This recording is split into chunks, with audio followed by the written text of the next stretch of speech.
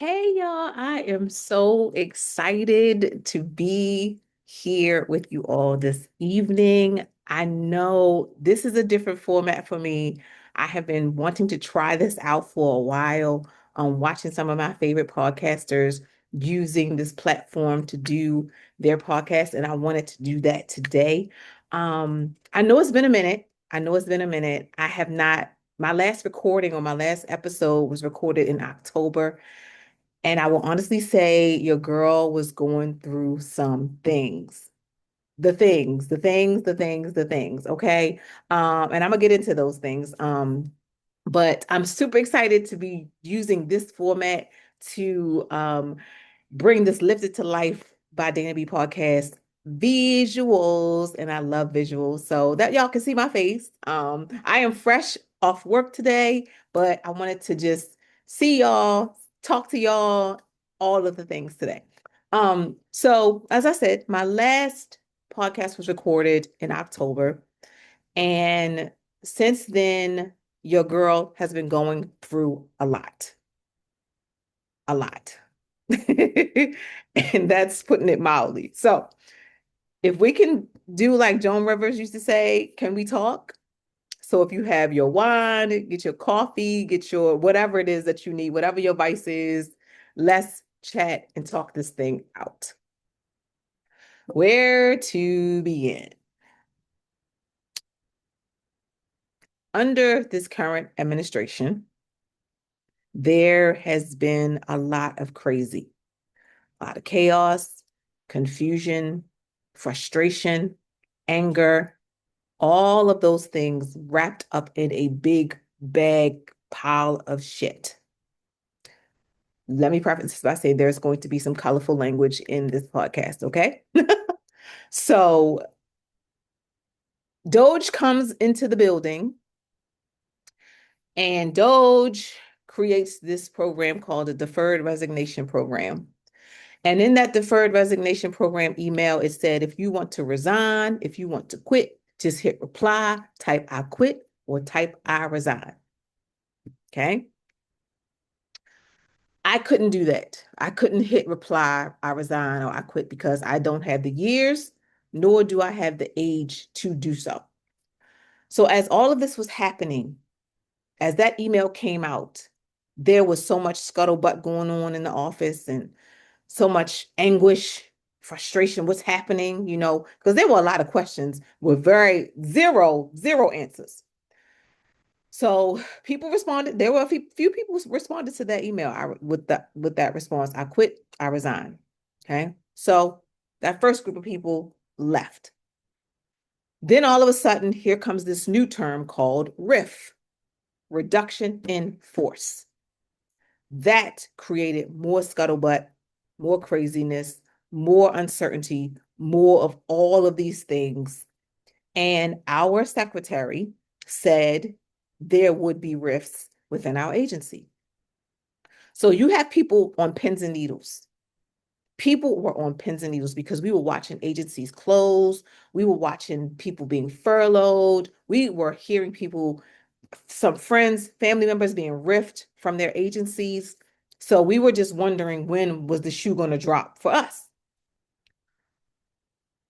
So Doge continues what Doge does. And now we're doing this 5 bullet point email that we got to send every week of what we did.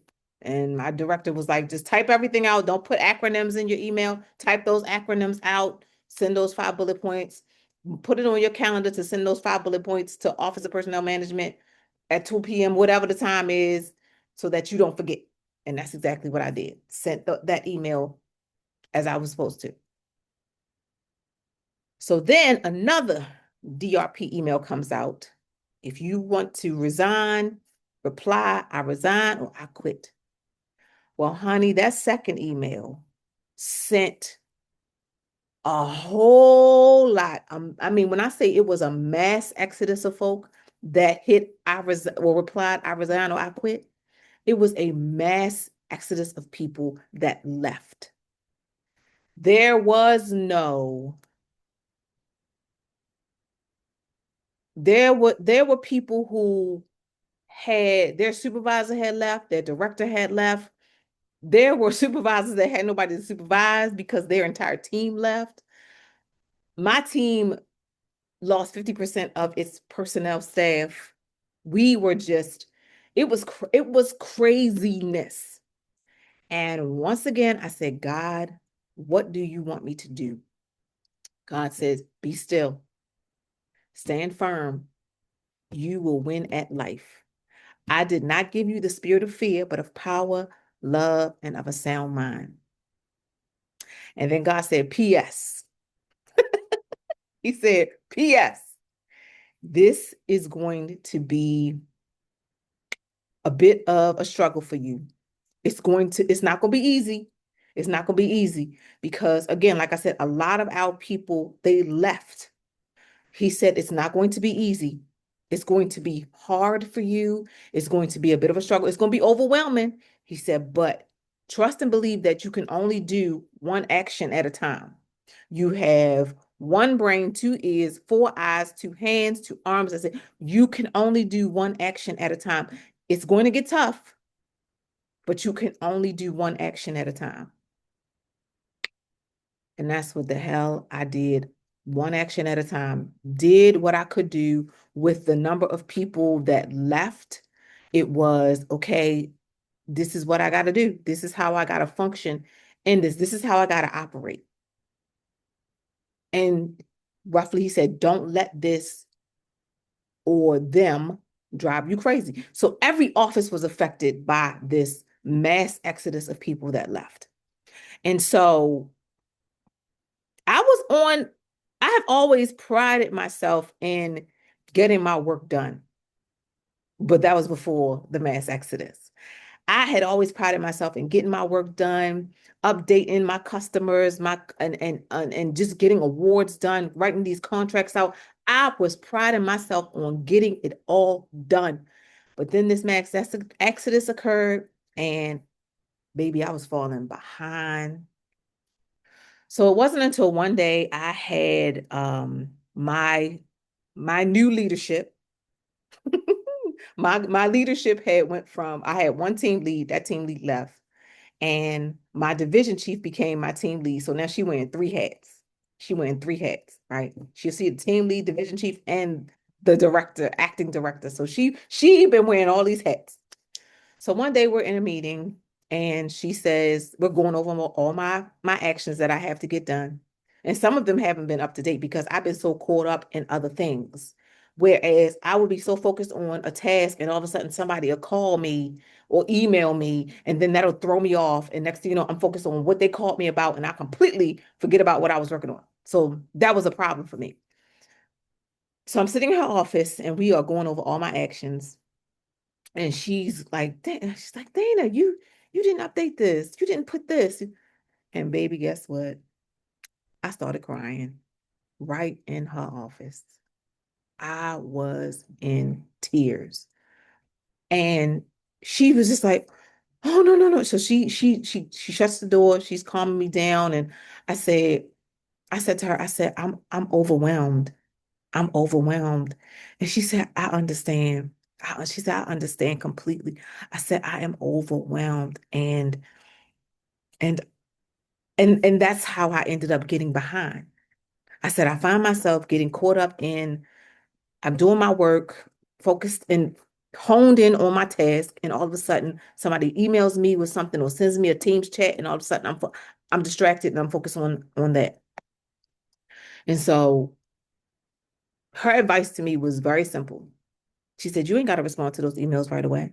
You ain't got to respond to that chat right away. If you are focused on something, you finish what you were focusing on, and then you respond to those emails, whatever the chat is. She said, you put your teams on busy or do not disturb when you are honed in on something. Don't let them distract you from your work. You will get to it when you get to it, I said.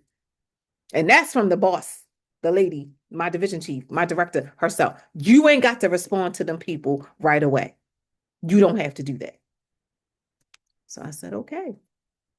And ever since then, do not disturb, busy. Once I see that email, I don't click on it right away. It just goes to my inbox and I'll get to it when I get to it. Point blank and the period. So the next thing I have been dealing with is I became a parent to a child, well, an adult who went no contact. My daughter, my oldest daughter, decided to go no contact for 5 months. 5 months. She and I don't even want to say she and I got into a tiff. There was some miscommunication happened around the holiday, around Christmas. And that miscommunication, she didn't ask questions to find out if something was accurate or something was inaccurate. So because she assumed, she got in her feelings about some things and she decided to go no contact.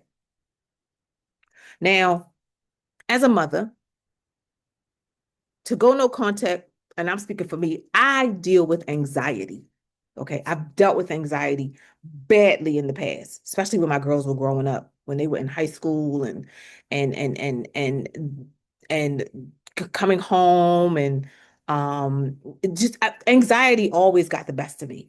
When they got jobs and coming home from work and at night, my anxiety would get the best of me. And I mean my anxiety would get the best of me and Satan would be saying some things like, oh, your daughter got kidnapped. I mean, my mind was crazy. Okay.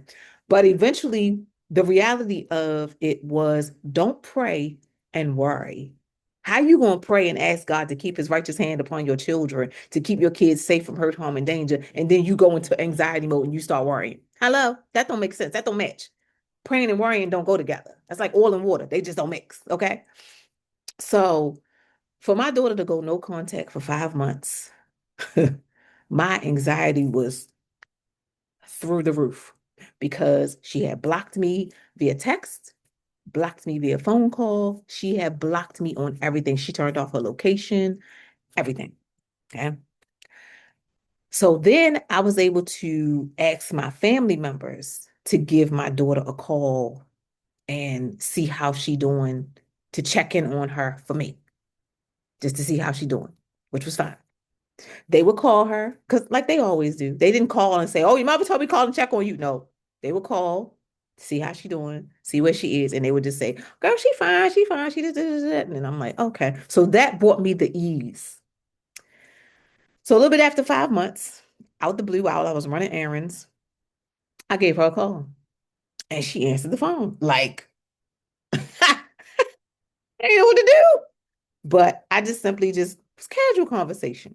So of course she acted like nothing was wrong. I didn't get into this. Well, you ain't talked to me in 5 months. Nope. It was just calling to see how you doing, how the dog's doing, how the boyfriend doing, all those things. Yep. It was a simple conversation, child. I think the conversation lasted for like 3 minutes, and then that was it. Done. That was it. Finished. And then it became her calling me, back to calling me. And so I just listen. I don't give no advice. My sister was like, don't give any advice. Just listen. Don't judge. Smile and wave and leave it that. Only time you might want to answer is if she ask you a question. And that's the end of that. Okay. The next thing I've been doing is maneuvering in this single gal life that I live, right? Here I am, the founder and the host of the Lifted to Life by Dana B podcast, and I forgot about my self-care. Me. I forgot. I was the queen of self-care. Girl, and I completely forgot about self-care. Completely forgot about it. Um, and so I would find myself coming home after my long day at work, exhausted from the bullshit in the office.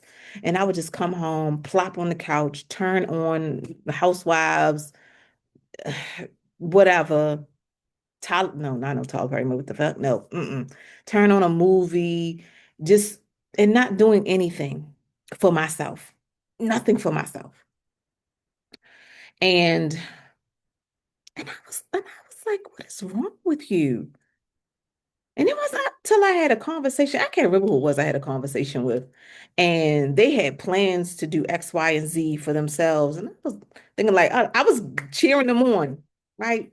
Excited for what they were about to do. And I said, you know what?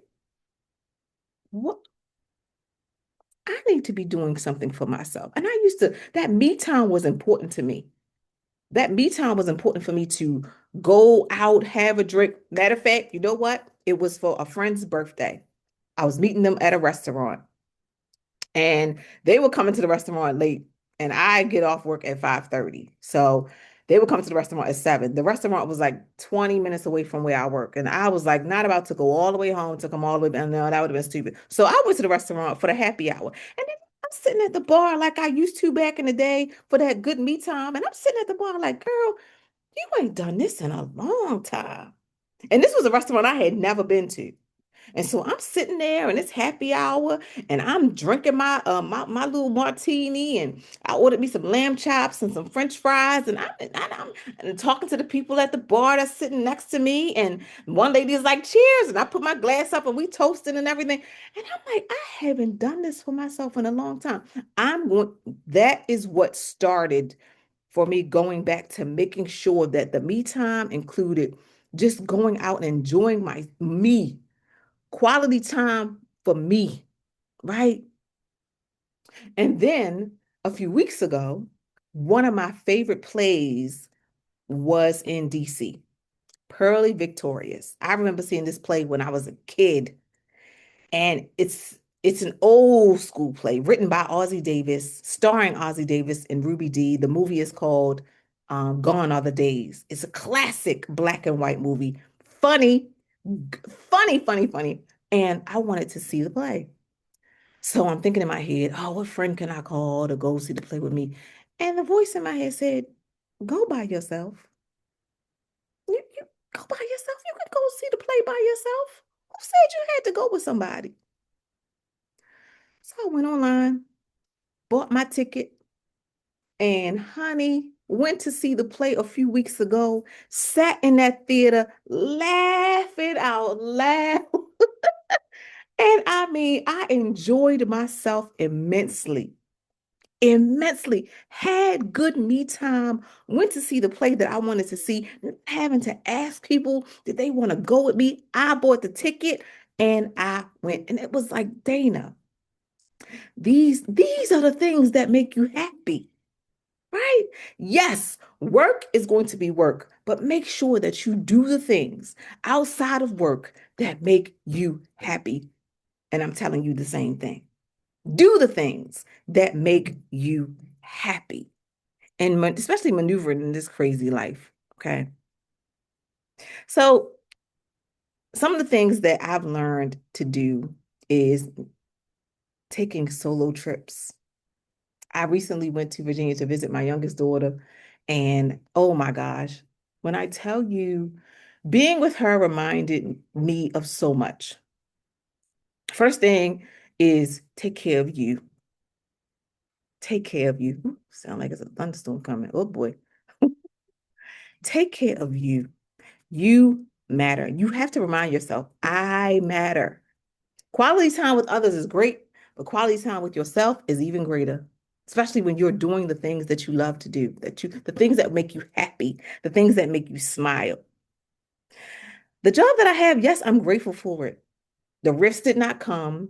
The DRP the DRPs came, the mass exodus occurred, and I've learned how to begin to maneuver and not be so overwhelmed. Now I do these things called time goals where I set my timer on my watch for like an hour where I'm focused for an hour. And then after that hour is up, I get up, go get a snack, drink some water, go for a walk, scroll, get on words with friends, not social media, getting away from the things that bleed me. And social media is that thing that bleeds me. And so I am more of reading, getting back into my reading my books, doing those things after that goal is set. And then I set my timer for maybe 30 minutes to another hour and I focus, right? And then what I love to do at my lunch hour is I go for a walk. And I mean a walk.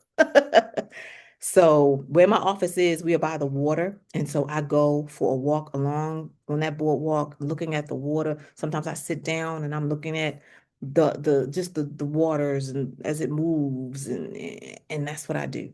And that's what I do. And and when I get back to my workspace, I'm refreshed, I'm renewed, I'm ready to finish out my work day. And that's what's been working for me. When I come home, I don't come home and flick on the television and turn on Housewives or anything.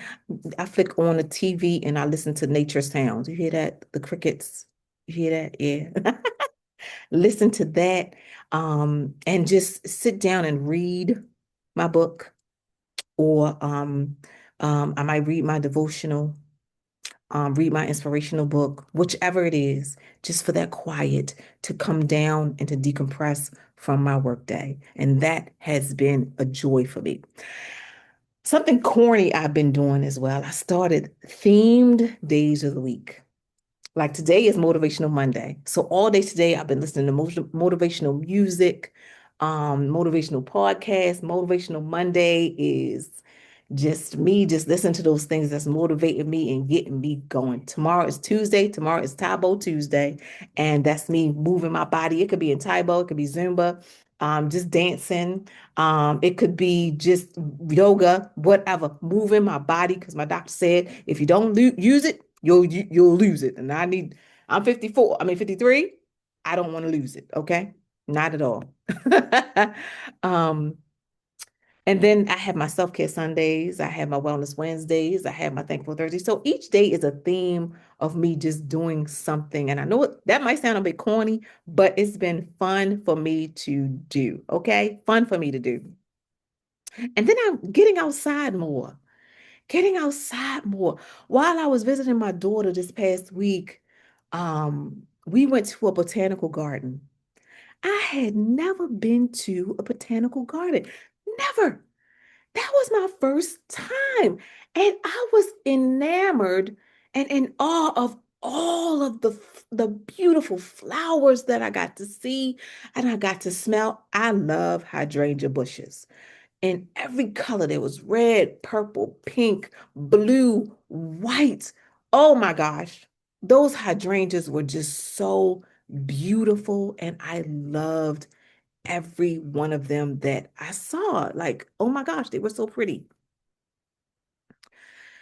And then what my daughter told me to do was to just be still. Just be still. I walked into her place on Saturday. She she's listening. Well, first of all the windows were open in her place. Patio door was wide open.